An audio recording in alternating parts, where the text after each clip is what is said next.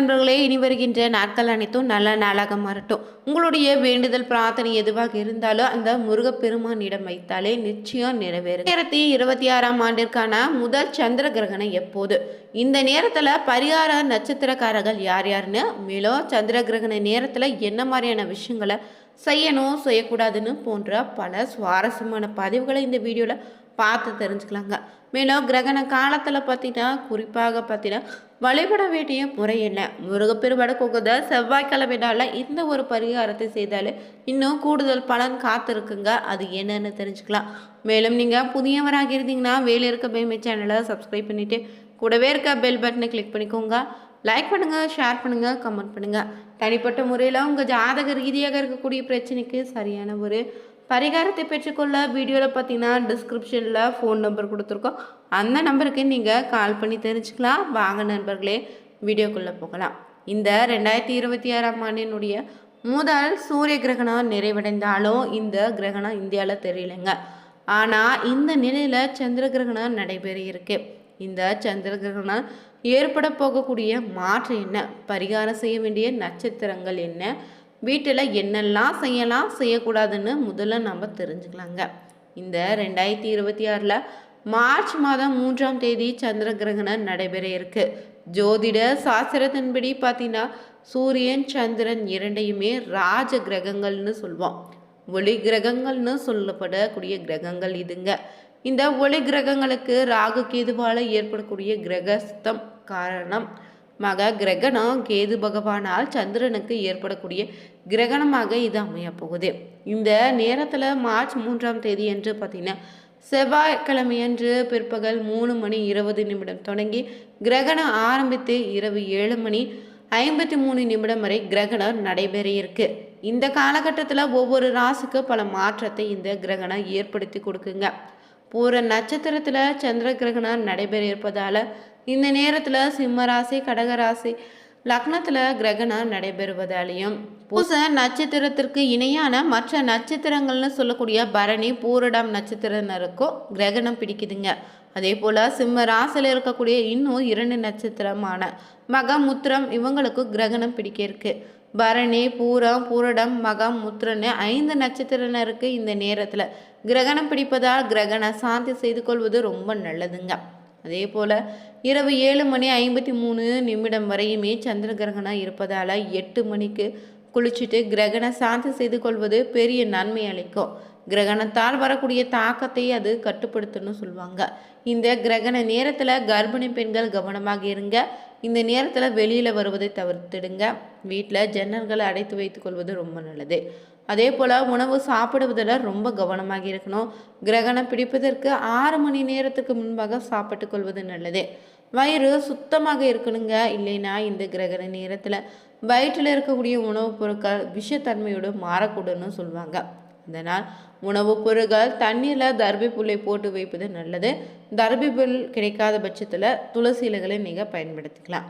அதே போல் சந்திர கிரகண காலகட்டத்தில் இஷ்ட தெய்வம், குலதெய்வம் மந்திரத்தை சொல்லிக்கொண்டே இருந்தால் ரொம்ப நல்லதுங்க. உங்களுக்கு இருக்கக்கூடிய பயத்தை இது நீக்கிடும். உங்களுக்கு பெயருக்குரிய கடவுளுடைய மந்திரங்களை சொன்னால் இன்னும் கூடுதல் பலனை பெறலாங்க. மேலும் இந்த சந்திர கிரகணம் நடைபெறக்கூடிய மார்ச் 3ஆம் தேதி என்று பௌர்ணமியும் அமைவதால் முன்னோர்களுக்கு திதி கொடுத்தீங்கன்னா மார்ச் 4ஆம் தேதியே கொடுக்கலாம். அதே போல் சந்திர கிரகணம் நடைபெறுவதால் வடக்கு பகுதிகளில் அதிக அளவு மழை பெய்யும்னு சொல்லுவாங்க. காடுகளில் மழை பெய்யுங்க. கிரகணம் ஏற்படக்கூடிய மாற்றத்தால் பிற்காலத்தில் நில அதிர்வு கூட ஏற்படலாம். கிரகணம் ஏற்படக்கூடிய காலகட்டத்தில் மீன ராசியில் சுக்கிரனும் சனியும் கிரகங்கள் இருக்குங்க. 10 நாட்களுக்கு பிறகு சூரியனை சேர்ந்து கொள்வார். செவ்வாய் பகவானும் சேர்ந்த பின்பு அணு உலைகளால் நாட்டில் பிரச்சனை ஏற்படுவதற்கான வாய்ப்பு இருக்குதுன்னு, அரசியல் துறையினர், கலைத்துறையினருக்கு பிரச்சனை ஏற்பட வாய்ப்பு இருக்குதுன்னு பாதுகாப்பை அதிகப்படுத்தி கொள்ள வேண்டும்னு சொல்லப்பட்டிருக்கு. ஆகவே பார்த்தீங்கன்னா பௌர்ணமி தினத்தன்று சந்திர கிரகணமும் அமாவாசை தினத்தில் சூரிய கிரகணமும் நடக்கும். சந்திர கிரகணம் பார்த்தீங்கன்னா நிலா பூமியில் பின்னால் கடந்து செல்லும் போது பூமியானது சூரியனுடைய கதிர்களை நிலவின் மீது படுவதிலிருந்து மறைத்திடுது. இதனால் கிரகணம் ஏற்படுது. சந்திர கிரகணம் முழுமையாக ஏற்பட்டால் பூரண சந்திர கிரகணம்னு, அரைகுறையாக ஏற்பட்டால் பர்சுவ சந்திர கிரகணம்னு சூரிய சந்திர கிரகணம் நிகழும் போது ராகுவின் பிடியில் இருந்தா ராகு கிரகஸ்தான்னு, கேதுவின் பிடியில் இருந்தா கேது கிரகஸ்தான்னு சொல்லுவாங்க. கிரகணம் எல்லா நாடுகளுக்கும் ஒரே நேரத்தில் தென்படாதுங்க. மாறாக வெவ்வேறு நேரங்களில் தென்படும். கிரகணத்தின் போது புவி மேற்பரப்பில் வெளிப்படைச்சம் குறைவதை நீங்கள் பார்க்க முடியும். சந்திரன் அவர் செய்த பாவ காரணத்தால் அவருக்கு ராகு தோஷம் வந்துடுது. இதனால் ராகுன்னு சொல்லக்கூடிய பாம்பு அவரை பிடிச்சு அவரை முடக்க நினைக்குதுங்க. ஆனால் சந்திரன் பகவானை பிரார்த்தித்து ஸ்லோகங்கள் சொல்லியும் இறைவன் சந்திரனுக்கு அருள்பால சந்திரனுக்கு இருக்கக்கூடிய ராகதோஷம் நீங்கிடுது. இதனால் கிரகணத்தின் போது பக்தியோடு நாமளும் இறைவனை பிரார்த்தித்து வந்தாலே அவரவர் செய்த பாவங்கள் தீருங்க, இறைவனுடைய அருளும் உண்டாகும்.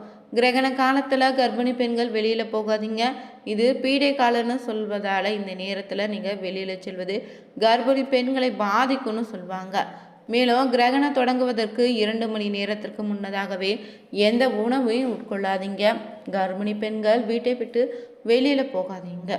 மேலும் இந்த நேரத்தில் ஆலயங்கள் அனைத்தும் மூடியே இருக்குங்க. கிரகண நேரத்தில் ஆலய தரிசனமும் கூடாது. செய்து வைத்திருக்கக்கூடிய உணவுகளில் தர்பை புல்லினை போட்டு வச்சிடுங்க. கிரகணத்தின் போது நவகிரக துதியை பாராயணம் செய்யலாம்.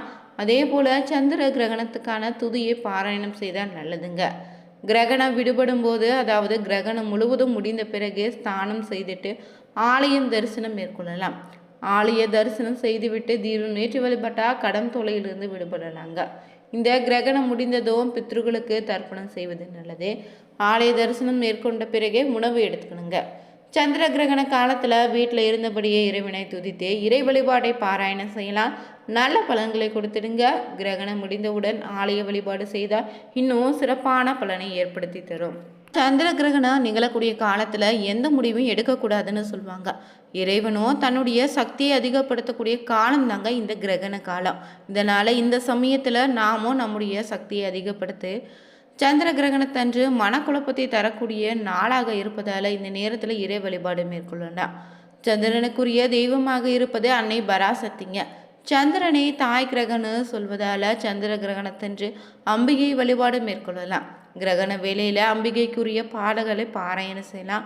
அபிராமி அந்தாதி பாடலை பாராயணம் செய்தால் சிறப்பான பலன் உண்டு. கிரகணங்களில் 2 வகைகள் இருக்குது. ஒன்று சந்திர கிரகணம், மற்றொன்று சூரிய கிரகணம். சுழற்சியின் அடிப்படையில் ஒரு ஆண்டுக்கு 3 முறை இல்லைன்னா 4 முறை இந்த கிரகணம் நடக்கும். அந்த வகையில் இந்த ஆண்டிற்கான முதல் சந்திர கிரகணம் வருகின்ற மார்ச் 3ஆம் தேதி முருகப்பெருமானுக்குரிய செவ்வாய்க்கிழமை நாளில் இணைந்து வந்திருக்கு. இந்த நாளில் நீங்களும் மனதார முருகப்பெருமானுடைய மந்திரங்களை சொல்லி பாராயணம் செய்து கொண்டு இறை வழிபாடுகளை மேற்கொள்ளலாங்க. கிரகணம் முடிந்த பிறகு வீட்டை சுத்தம் செய்து நீங்களும் குளிச்சுட்டு வீட்டு பூஜை அறையில் இருக்கக்கூடிய முருகப்பெருமானுடைய படத்திற்கு தீபம் ஏற்றி வழிபட்டால் சிறப்பான பலன் உண்டுங்க. நீங்கள் விஞ்ஞான ரீதியாகவும் புராணத்தையும் படி பார்த்தீங்கன்னா உளவியல் ரீதியாக தொடர்பு படுத்தி இந்த நேரத்தை பார்க்கலாம். நவகிரகங்கள் ஒவ்வொன்றும் நம்முடைய உடலில் ஒவ்வொரு பகுதியோடு தொடர்பு கொண்டு இருக்குங்க. அந்த வகையில் சந்திரன் நம்முடைய மனதோடு தொடர்புடைய கிரகமாக இருக்குது. அதனால் தான் சந்திரனை மனோகாரகன்னு சொல்வான். நம்முடைய ஜாதக ரீதியாக சந்திரன் சரியான நிலையில் அமர்ந்தாலே மட்டும்தான் நம்ம ஒருவர் தெளிவான மனநிலையில் இருக்க முடியும். சந்திரன் சரியான இடத்துல இல்லைன்னா குழப்பமான மனநிலை உடனோ இல்லைன்னா மனநிலை சரியில்லாதவர்களாக தான் இருப்பாங்க. சந்திரனை தாய் கிரகம்னு சொல்லலாம். ஒருவரின் தாயை பற்றியும் தாயின் ஆரோக்கியம் பற்றியும் தாய் வீட்டில் இருந்து வரக்கூடிய சொத்துக்கள் பற்றியும் தெரிந்து கொள்ளலாங்க. அதற்கு சந்திரன் சரியான நிலையில் இருக்க வேண்டுங்க. சந்திர கிரகணம் நிகழக்கூடிய காலத்தில் எந்த முடிவும் எடுக்காதீங்க. இறைவன் தனது சக்தியை அதிகப்படுத்தக்கூடிய காலம் இந்த கிரகண காலம். இதனால் அந்த சமயத்தில் நாமும் நம்முடைய சக்தியை அதிகப்படுத்தி கொள்ள சந்திர கிரகணத்தன்று மனக்குழப்பத்தை தரக்கூடிய காலமாக அமையும். இதனால் மற்ற நேரங்களை செய்வதை விட கிரகண சமயத்தில் மந்திர ஜபத்தையும் செய்து மனதை ஒரு நிலைப்படுத்தி தெளிவாக வச்சுக்கணும். இதனால் கிரகண சமயத்தில் முக்கிய முடிவுகளை எடுக்காதீங்க. மேலும் இந்த நேரத்தில் பார்த்தீங்கன்னா வழிபட வேண்டிய தெய்வமாக சந்திரனை வழிபடலாம். சந்திரன் பார்த்தீங்கன்னா நவகிரகங்களில் ஒருவர் தாங்க. அந்த கிரகத்தை இயக்கக்கூடிய தெய்வம் மட்டுமே நம்ம வணங்குவது சரியாக இருக்கும். அப்படி சந்திரனுக்குரிய தெய்வமாக இருக்கக்கூடிய அன்னை பராசக்தி இந்த நாளில் வழிபட்டால் சிறப்பான பலன். பெருமானுக்குரிய செவ்வாய்க்கிழமை நாளும் பௌர்ணமி நாளோடு இணைந்து வந்திருப்பதால் இந்த நாளில் முருகனுடைய ஆலயத்திற்கு சென்று முருகப்பெருமானுக்கு நெய் தீபம் ஏற்றி மனதார பிரார்த்தனை செய்திடுங்க. உங்களுடைய வேண்டுதல் பிரார்த்தனை எதுவாக இருந்தாலும் நிறைவேறும்.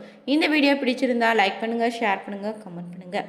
மேலும் உங்கள் வாழ்க்கையில் எப்போயாவது கிரகணத்தை சந்திர கிரகணத்தை நீங்கள் பார்த்துருந்தீங்கன்னா அந்த வயதையும் மறக்காமல் கமெண்ட் பண்ணுங்கள். சேனலை சப்ஸ்கிரைப் பண்ணிக்கோங்க. அனைவருக்கும் நன்றி நண்பர்.